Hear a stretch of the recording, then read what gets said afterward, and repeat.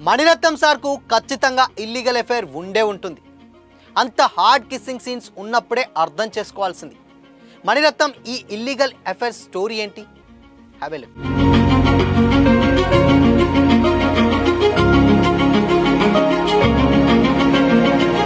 Hi hello, welcome to Disha TV. Tamil star director Mani Ratnam classical మూవీస్కి care of address.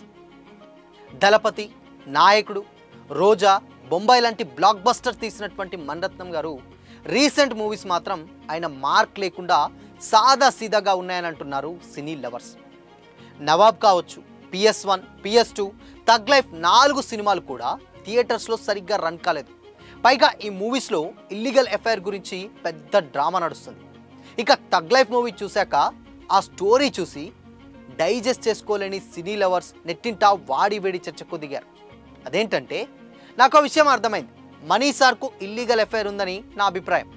ఆ రిలేషన్ను justify చేసేందుకు ఇలాంటి సినిమాలు తీస్తున్నారు అని ఓ నెటిజన్ కామెంట్ చేయగా దీనిపై పెద్ద ఎత్తున డిస్కషన్ జరుగుతుంది. కాగా దీనిపై రెస్పాండ్ అవుతున్నటువంటి నెటిజన్లు అంత హార్డ్ కిస్సులు ఇచ్చినప్పుడే అర్థం చేసుకోవాలి అంటున్నారు. మెయిన్గా త్రిష సీన్స్, ముఖ్యంగా నేనే నీ ఆదామని చెప్పడం నిజంగా డౌట్ తెప్పిస్తుందని మాట్లాడుకుంటున్నారు.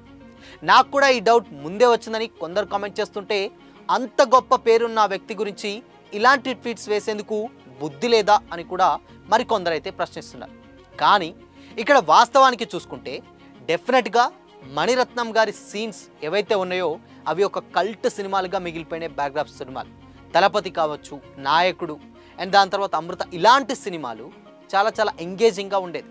బట్ ఆయన సినిమా తీస్తున్నాడంటే రికార్డ్స్ కాదు, అట్లీస్ట్ ఒక మంచి సినిమా చూసామన్న ఫీలింగ్ కూడా వచ్చేసేది. బట్ ఏదైనా దానికి ఒక ఎక్స్పైర్ డేట్ ఉంటుంది అన్నట్టుగా గత కొద్ది రోజుల నుంచి వెళ్ళి చాలా చాలా టీ గ్రేడ్, అంటే ఆల్మోస్ట్ ఫ్యామిలీ ఆడియన్స్ కూర్చొని చూడలేనటువంటి సినిమాలు తీస్తున్నాడు డైరెక్టర్ మణిరత్నం గారు. ఇంకొక విషయం ఏంటంటే, PS1, PS2 కూడా అలానే ఉంది. బట్ PS1లో త్రిష గారిని చాలా చాలా చాలా అందంగా చూపించారు. ఆ దాంట్లో మణిరత్నం గారికి ఒక మంచి మార్కులే పడ్డాయి డైరెక్టర్గా. ఇన్ఫ్యాక్ట్ అవుట్డేటెడ్ అయిపోతున్నటువంటి త్రిష గారిని తీసుకొచ్చి ఒక మెయిన్ లీడ్ హీరోయిన్గా ఇంకొక 5 to 10 years అలా నిలబెట్టాడు అని కూడా అప్పట్లో మంచి మార్కులే పడ్డాయి. కానీ ఇప్పుడు అలా లేదు. కట్ చేస్తే తగ్ లైఫ్లో అటు కమల్ తోటి ఇటు సింబు తోటి త్రిష గారు చేసేటువంటి రొమాన్స్ అంతా ఇంత కాదు. అసలు ఇదేంటి అని కూడా హాల్ మధ్యలో నుంచి వెళ్ళిపోయిన వైనాలు కూడా రీసెంట్గా చూస్తున్నాం. కాబట్టి అసలు మణి గారికి ఏమైంది అని కూడా అంటున్నారు. అంటే ఈయన రియల్ లైఫ్లో ఇన్ కేస్ అంటే ఆయన తీసినటువంటి సినిమాలు అంత మంచి సినిమాలు ఉన్నప్పుడు, ఇప్పుడు ఈ ఏజ్లో ఆల్మోస్ట్ చాలా ఎండ్ దశలో ఉన్నప్పుడు ఇలాంటి సీన్స్ ఇలాంటి పెట్టడానికి అంత అవసరం ఏంటి అని కూడా కామెంట్స్ చేస్తున్నారు. ఏదైనా డైరెక్టర్, అంత పేరున్నటువంటి డైరెక్టర్ ఇన్ఫ్యాక్ట్ మార్కెట్ వాల్యూ లేదా, లేదంటే ఆయన సినిమాలకు బజ్ లేదంటే కాదు, విపరీతమైనటువంటి బజ్ ఉంటుంది.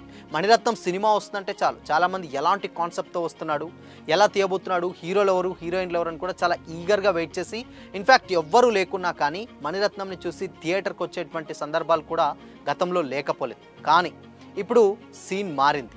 అలాంటిది ఏది లేకుండా ఇప్పుడు ఉన్నటువంటి జనరేషన్స్ని అట్రాక్ట్ చేయాలనో, లేకపోతే ఇప్పుడు ఉన్నటువంటి సినిమాలలో రొమాన్స్ కంపల్సరీ ఉంటేనే ఆడియన్స్ కూడా ఎంతో కొంత ఎంజాయ్ చేస్తారని ఏమనుకుంటున్నారో తెలియదు. కానీ బోల్డ్ సీన్స్ కానీ లేకపోతే ఇలాంటి ఒక ఇల్లీగల్ ఎఫైర్స్ ఒకటి క్రియేట్ చేసి అండ్ సినిమా మొత్తం కూడా దాని మీదనే రన్ చేసేలాగా చూస్తున్నారు. PS1, PS2 అలానే ఉంది.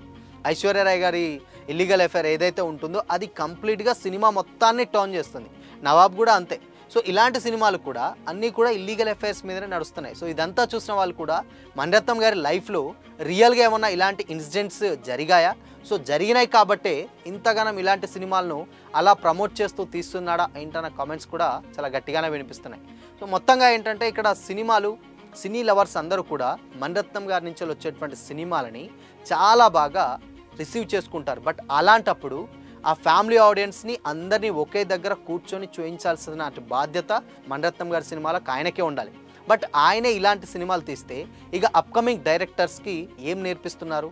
ఇంత లెజెండరీ డైరెక్టర్సే ఇలాంటి తప్పులు చేస్తే మరి వచ్చే వాళ్ళు కూడా ఇంతకంటే ఎక్కువ మసాలాలు పెట్టి తీస్తారు కదా అన్న కామెంట్స్ కూడా వినిపిస్తున్నాయి.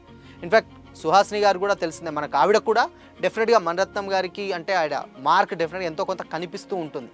అంటే సుహాసిని గారి పద్ధతి అండ్ దాని తర్వాత ఆవిడ అందరం కలిసి కూర్చొని సినిమాలు తీస్తాం, ఇలాంటి ఒక కల్ట్ సినిమాలు గతంలో తీసినటువంటి సినిమాలు బట్ అలాంటి సినిమాలు తీసి మళ్ళీ ఇలాంటి డైరెక్టర్లు ఏంటి ఇలా అయిపోయారన్న కామెంట్స్ కూడా వినిపిస్తూ ఉన్నాయి. సో మరి మణిరత్నం గారు ఈ జనరేషన్స్కి కనెక్ట్ అవ్వాలనా, లేదంటే స్టోరీలో భాగంగానా, లేకపోతే ఆయన మైండ్ సెట్ మారిందా, లేదంటే పాత సినిమా చింతకాయ పచ్చళ్ళు ఎందుకు కొంచెం కొత్తగా ట్రై చేస్తున్నాడని తీస్తున్నాడా అనేది అయితే తెలియదు. కానీ బట్ మరి ఇలాంటి ఇల్లీగల్ అఫైర్స్ తోటి సినిమా మొత్తం రన్ చేసి సినిమా స్టోరీ ప్లాట్ మొత్తం దానికి అక్కడ లింక్ చేయడం ఎంతవరకు కరెక్ట్ అని మీరు అనుకుంటున్నారు? మరి మీ ఒపీనియన్ ఏంటి?